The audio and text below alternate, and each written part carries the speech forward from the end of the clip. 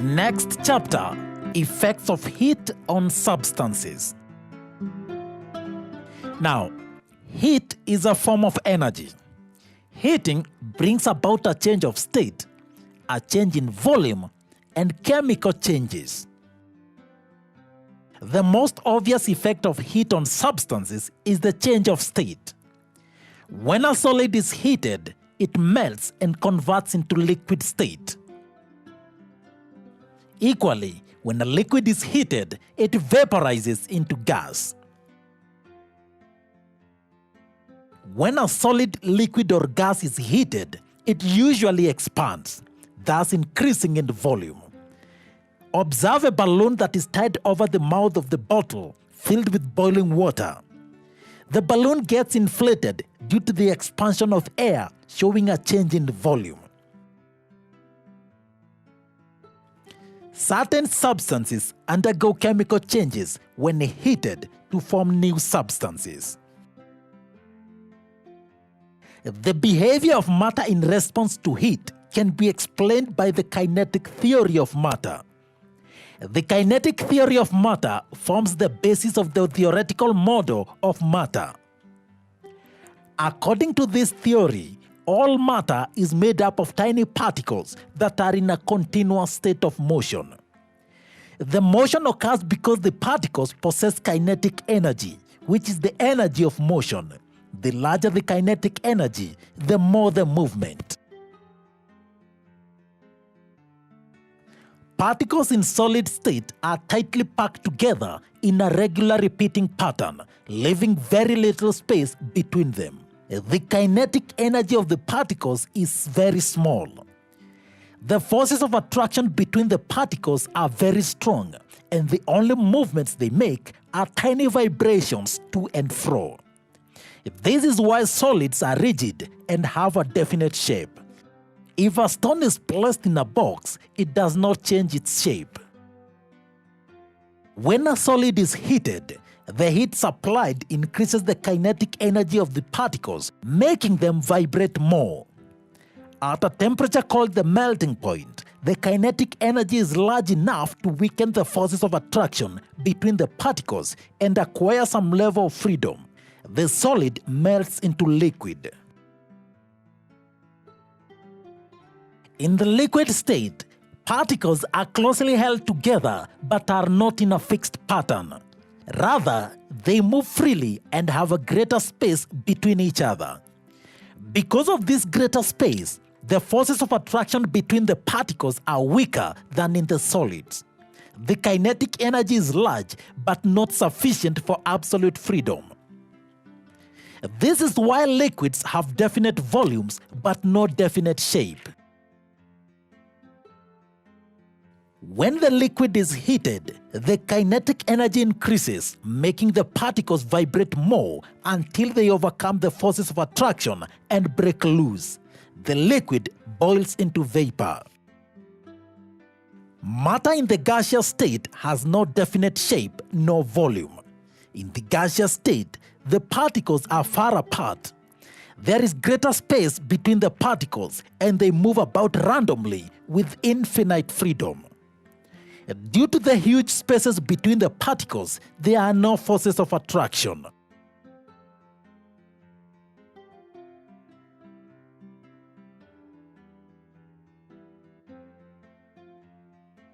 Now, the kinetic theory of matter can be supported by several observations. First, since the particles in matter are in a state of motion, it means there exist spaces between the particles. We can prove this by using the example of salt dissolved in water. When salt dissolves in water, the particles of salt get in between the spaces between the particles of water. You will know this because there is no change in volume of water. This confirms that the particles have spaces between them. Another important feature is compressibility. If we take 3 syringes and close the mouth of each syringe with a cork, we fill one syringe with chalk powder, another with water, and leave the other empty. We insert a piston and try to compress the material inside the syringe. You will see that the syringe with solid is not compressible because solid particles do not have enough spaces between them. The syringe with water is slightly compressible because there is some space between the water particles. The syringe, which is empty, is easy to compress because the particles in a gas, that is air, have very large spaces between them than in solids and liquid.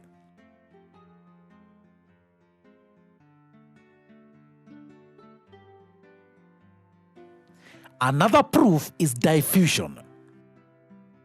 When a perfume is released in the air, the fragrance spreads very fast.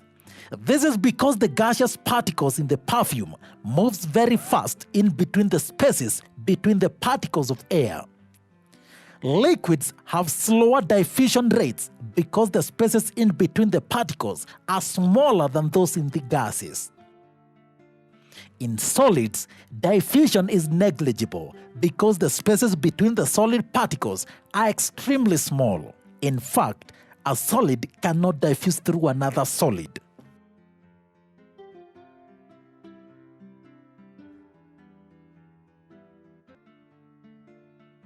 So now, let's go back to the effect of heat on substances, and the first effect is change of state.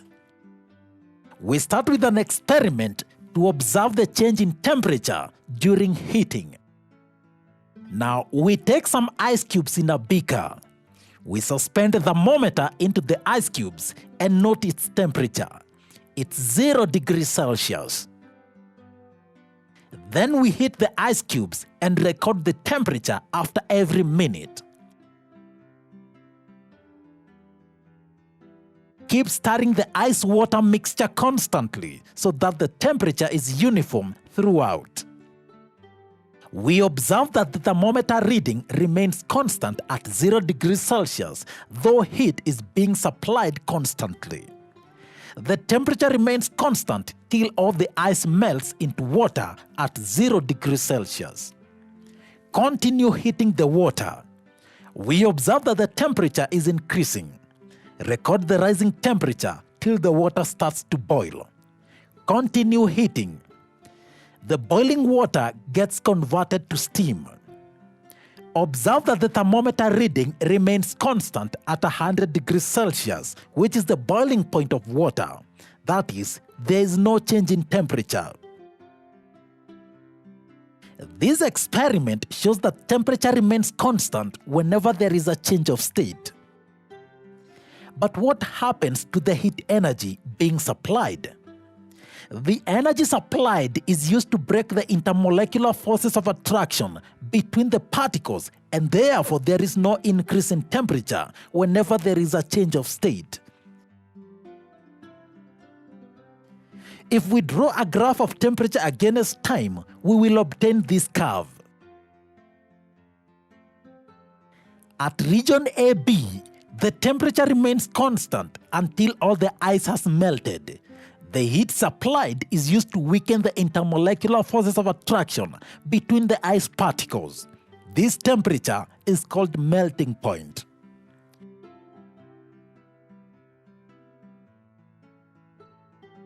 At region BC, the temperature rises steadily as heat energy supplied causes an increase in the kinetic energy of the particles and thus makes them move faster. In region CD, the temperature remains constant again until all the water is converted to steam.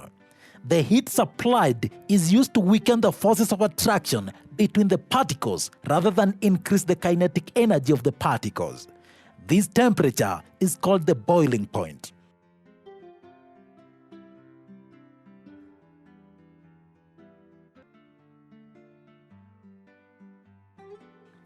All pure substances have a constant and specific boiling and melting points.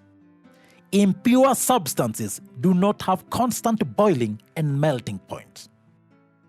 For instance, if we take 2 cups of water and put a spoonful of salt in one of the cups, and then we place them in a freezer and check on them regularly,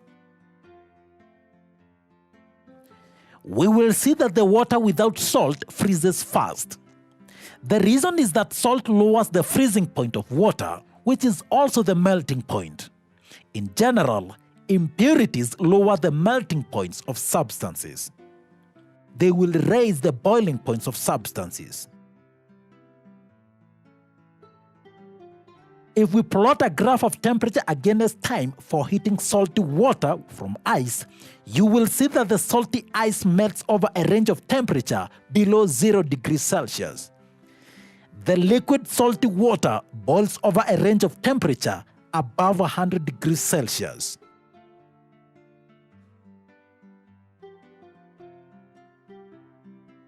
And this is why during winter, salt is poured on roads.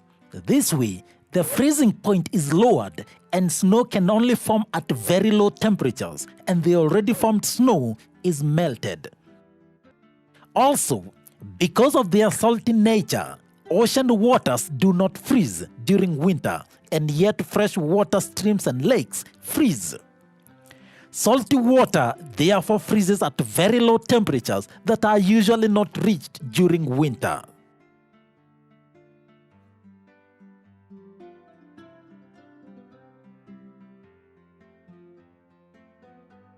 And so in summary, any substance can go from one state of matter to another by changing temperature. These are physical changes, not chemical changes. Remember, all these particles are moving. They have kinetic energy, which is the energy of movement. Solids have the least kinetic energy, liquids have more, and gases have the most. To change the state, you can alter the temperature to get the desired state of matter. To change from solid to liquid, you add energy to melt it. But to change from liquid to solid, you remove the kinetic energy by decreasing the temperature, and that's freezing. Similarly, a gas can become a liquid by lowering its temperature and condensing it. When a liquid's temperature increases enough, it can vaporize to become a gas. Some solids can skip the liquid phase and go directly to gases when we increase temperature. This is called sublimation. Gases can also go directly to solids in a process called deposition, which is also called desublimation. Now, this kind of organization makes for a beautiful chart, but it doesn't show how adding energy makes the difference.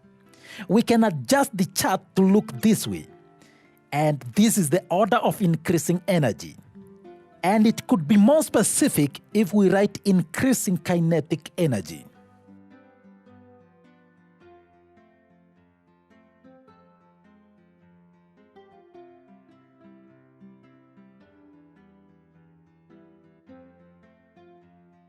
Now let's continue with other effects of heat on substances.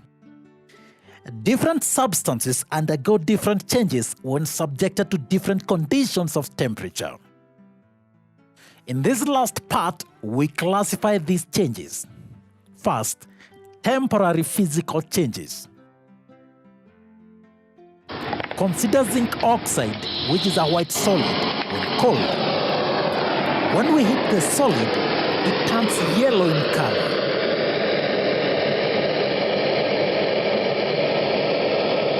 When we leave it to cool, it turns white again.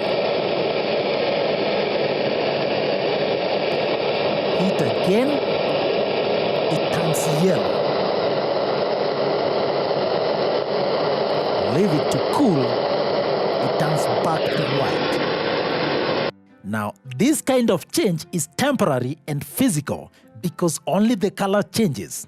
The compound remains zinc oxide. It is a temporary physical change and can be represented by this equation.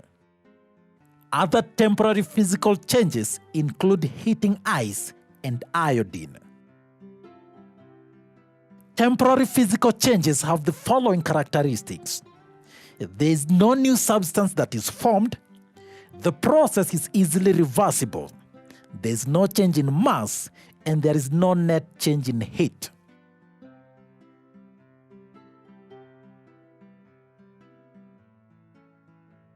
Next is temporary chemical change. Consider hydrated copper 2 sulfate, which is a blue solid.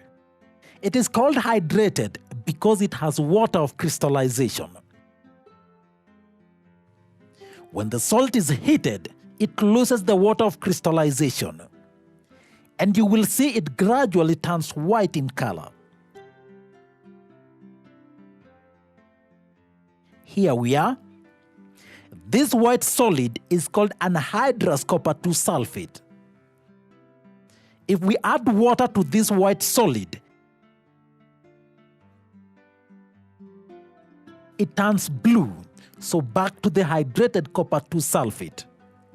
Cooling does not reverse the reaction. This reaction can be represented by this equation.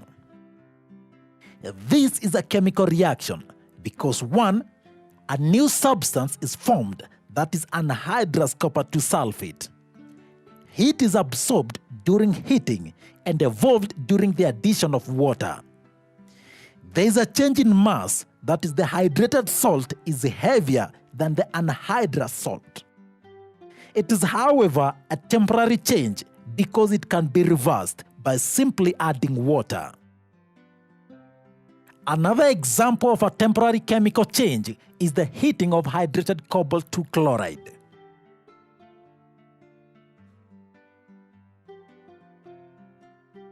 The last type of change is a permanent chemical change. This makes the vast majority of chemical reactions. Here, new substances are formed. The change is irreversible. There are changes in mass, and the reactions are accompanied by energy changes. Let's consider the thermal decomposition of copper 2 nitrate.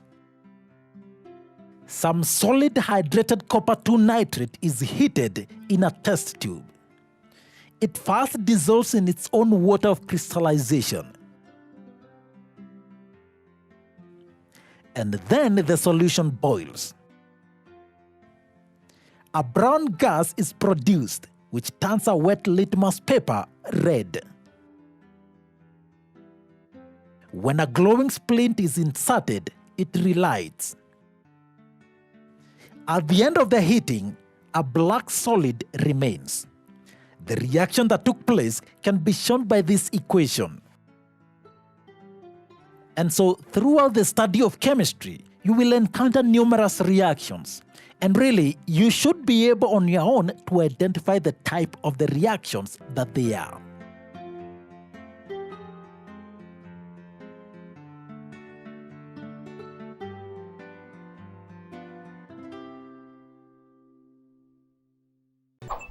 It's important to mention that ancient civilizations weren't just big doers, they were also big thinkers. While the Indians were mastering steel, philosophers in ancient Greece, like Democritus and Aristotle, started asking questions of how nature is put together. Many consider Democritus to be the father of modern science. Democritus and his mentor Leucippus developed the idea that everything is made of atoms, an infinite number of indestructible units of all shapes and sizes that have always been, and always will be, in motion. Some modern historians and scientists say Democritus simply got lucky, and recent evidence just happens to confirm his hypothesis. But the Greeks weren't that thrilled with Democritus either. Rumor has it that Plato, another thinker of the time, wanted all of Democritus's works burned. Plato thought Democritus was too materialistic, that ideas ruled the universe. Democritus and Plato, the Hamilton and Jefferson of their day. But like some sparring heads of state, parts of both their ideas contributed to the formation of science. Though, after several centuries, it turns out Democritus was more correct with his atomic theory.